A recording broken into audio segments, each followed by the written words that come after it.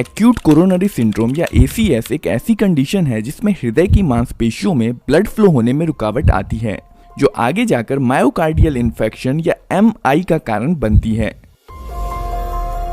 MI एक बेहद खतरनाक कंडीशन है जो हृदय की मांसपेशियों में ब्लड फ्लो होने की कमी की वजह से होता है, जिसे आमतौर पे हार्ट अटैक भी कहते हैं। यह एक इमरजेंसी है और इसमें जान जाने का खतरा होता है।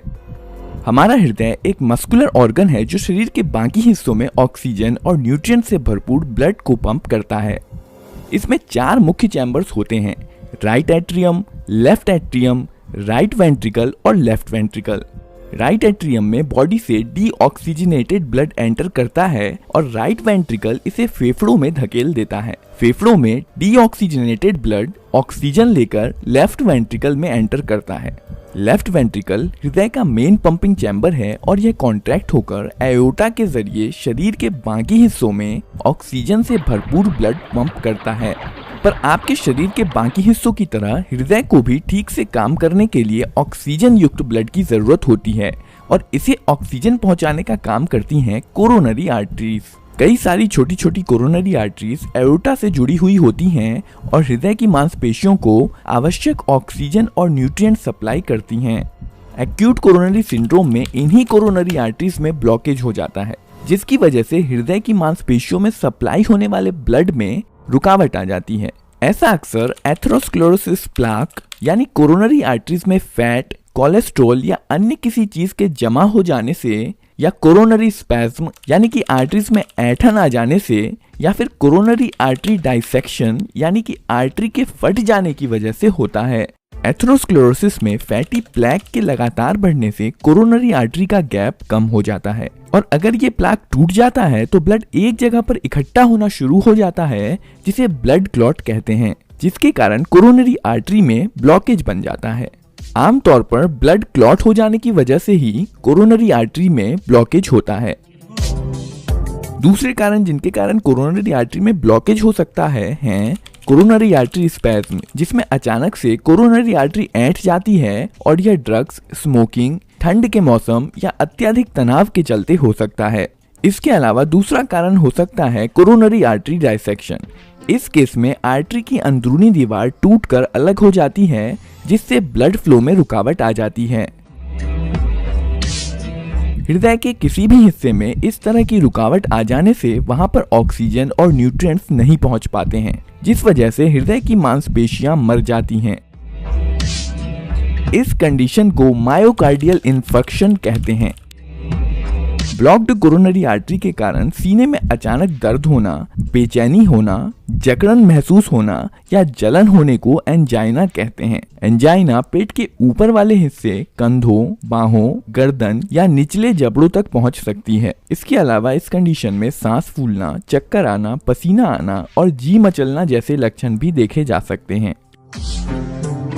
फैटी प्लाक के कारण जब कोरोनरी आर्टरीज काफी हद तक ब्लॉक हो जाती हैं, तो इसे ठीक करने के लिए कोरोनरी एंजियोप्लास्टी प्रक्रिया से ब्लड फ्लो को ठीक किया जाता है। इस प्रक्रिया को शुरू करने के लिए सबसे पहले डॉक्टर कमर की त्वचा को सुन्न कर देता है और फिर आपकी त्वचा के जरिए जांघ की एक नस में सुई डालता है। इसके बाद नस में सुई के जरिए एक फ्लेक्सिबल गाइड वायर डाला जाता है और फिर सुई को निकालकर इसकी जगह पर एक छोटी फ्लेक्सिबल ट्यूब डाली जाती है, जिसे शीथ कहा जाता है। इसके बाद शीथ के रास्ते से गाइड वायर को हृदय तक पहुंचाया जाता है।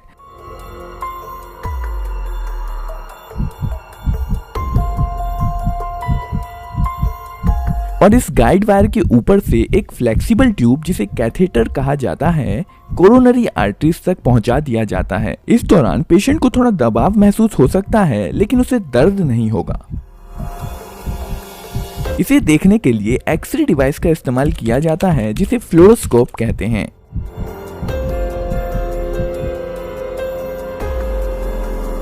इस पॉइंट पर डॉक्टर गाइड वायर को निकाल देता है। इसके बाद डॉक्टर कैथेटर के टिप को कोरोनरी आर्टरी के अंदर डाल देता है और जांच करने के लिए आर्टरी में एक खास तरह के डाई को डालता है। डाई डालने पर आर्टरी में किसी भी ब्लॉकेज को आसानी से देखा जा सकता है। अगर काफी बड़ा ब्लॉकेज दिखाई पड़ता है तो डॉक्टर आर्टरी के अंदर एक गाइड वायर को डाल देता है और वायर के ऊपर से कैथेटर को ब्लॉकेज वाली जगह पर ले जाता है। कैथेटर की टिप पर एक बैलून लगा होता है जिसे ब्लॉकेज वाली जगह पर 20 से 30 सेकंड के लिए फुला दिया जाता है, जिससे फैटी प्लाक अंदर को दब जाता है और आर्टरीज फैल जाती हैं। जब बैलून फूला हुआ होता है तब आर्टरी पूरी तरह से ब्लॉक हो जाती है और पेशेंट को सीने में दर्द महसूस हो सकता है। इसके बाद बैलून को डिफ्लेट करके बाहर निकाल लिया जाता है और साथ ही साथ दर्द भी चला जाता है। आर्टरी के फैल जाने से ब्लड फ्लो में सुधार आ जाता है। आर्टरी को खुला रखने के लिए मेटल से बनी एक मैश ट्यूब, जिसे स्टेंट कहा जाता है, का इस्तेमाल भी किया जा सकता है। डॉक्टर पेशेंट के लिए स्टेंट की सही साइज को चुनता है, जिसे एक बैलून के ऊपर कंप्रेस करके रखा जाता है। स्टेंट को उसी गाइड वायर के जरिए आर्टरी तक ले जाया जाता है। बैलून को फुलाए जाने पर बैलून पर रखा स्टेंट भी खुल जाता है और अपनी जगह पर लॉक हो जाता है। बैलून वाले कैथेटर को बाहर निकालने के बाद स्टेंट कोरोनरी आर्टरी को खुला रखने में मदद करता है और फाइनली गाइड वायर को भी बाहर निकाल लिया जाता है। 3D एनिमेशन की मदद से चीज़ों को समझना बहुत ही एंटरटेनिंग हो जाता है और लोगों को कॉन्सेप्ट भी बहुत आसानी से समझ में आता है और इसलिए लोग 3D एनिमेटेड वीडियो को बहुत ज़्यादा पसंद करते हैं।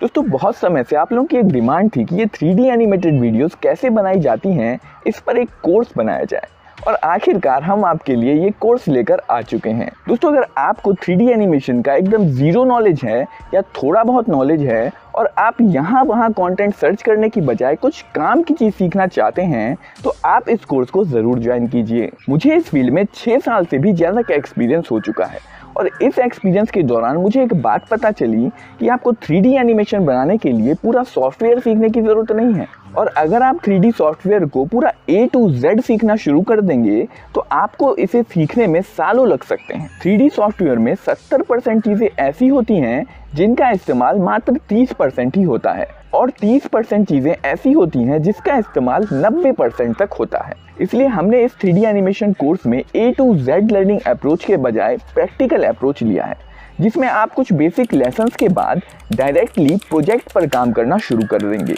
और मेरे साथ साथ स्टेप बाय स्टेप एनिमेशन बनाएंगे और इस प्रकार आप मुझे फॉलो करके बहुत कम समय में 3D एनिमेशन बनाना सीख सकते हैं। तो दोस्तों, स्वागत है आपका हमारे इस 3D एनिमेशन के कोर्स में।